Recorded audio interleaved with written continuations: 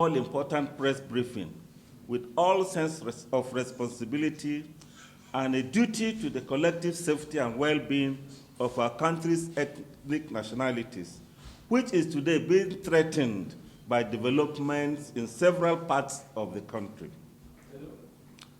However, we are focusing on development on Rivers State, where a lingering face-off between the state governor, His Excellency Siminalayi Fubara, and his predecessor, now Minister of the Federal Capital Territory, Mr. Nyesom Wike, has seemingly defied resolution.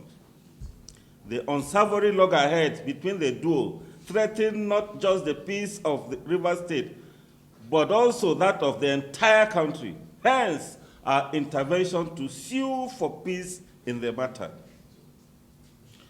We are glad that at the height of the crisis, President Bola Tinubu, in his fatherly role, brokered peace and got Fubara and Wike to sign the peace accord.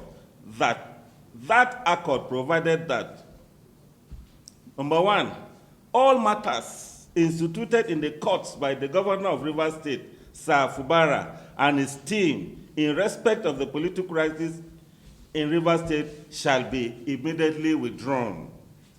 Two, all impeachment proceedings initiated against the governor of Rivers State by the Rivers State House of Assembly should be dropped immediately.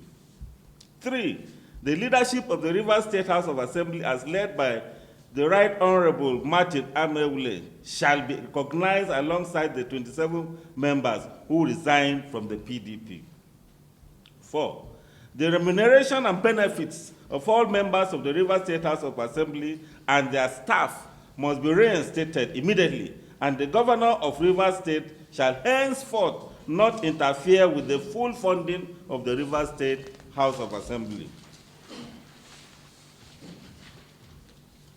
Number five, the Rivers State House of Assembly shall choose where they want to sit and conduct their legislative business without interference and or hindrance from the executive arm of government. Number six, the governor of Rivers State, Sir Fubara, shall again present the state budget to a properly constituted Rivers State House of Assembly. Number seven, the names of all commissioners in the Rivers State Executive Council who resigned their appointments because of the political crisis in the state should be resubmitted to the House of Assembly for approval. Number eight, there shall not be a caretaker committee for the local government in Rivers State. The resolution of the local government administration is null and void and shall not be recognized. The coalition of minority and indigenous ethnic groups in Nigeria has closely followed the implementation of this accord and is pleased to note that the Rivers State governor has implemented every single action point that pertains to him in the Rivers Peace document. This is quite commendable. It takes a unique strain of statesmanship to display such uncommon humility, to capitulate and accommodate others when he could have relied on the mandate that the people of Rivers gave him to renege. In the spirit of doing to the right side what has been done to the left side, which Wike himself, Crystal Inyendaba Inyendeba, we urge the Wike side of the schism to embrace the peace accord and do so with a human face. Wike side should give peace a chance under the circumstances as an appointee and ally of President Tinubu, who recognizes the importance of facilitating internal peace and security in Rivers State. Wike's side, therefore, should shelter their sword. We are strongly of the view that the peace agreement must not be seen to be one-sided. Our assertion in this regard arose from the recent development in which the judiciary is being used to undermine the Rivers State governor.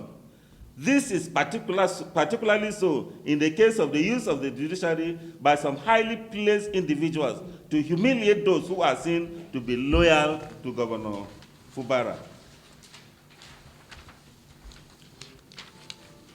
The recent plot to arraign the former Speaker of the Rivers State House of Assembly, who is now Chief of Staff to the State Governor, Edison Ehie, is therefore unacceptable to the spirit of peace, which both sides are expected to embrace in the wake of signing the peace accord.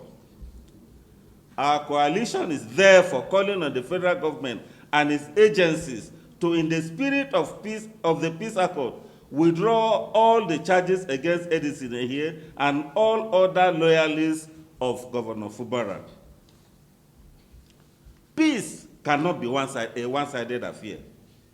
Since Governor Fubara has gone out of his way to give juicy appointments to the loyalists of the executive minister, Nyesom Wike, those who are in the governor's camp should not be treated differently.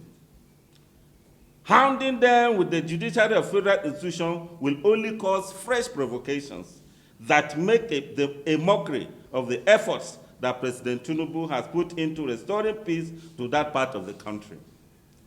It will be most disrespectful to repay Mr. President with such behavior when he has shown the way in how to give peace a chance.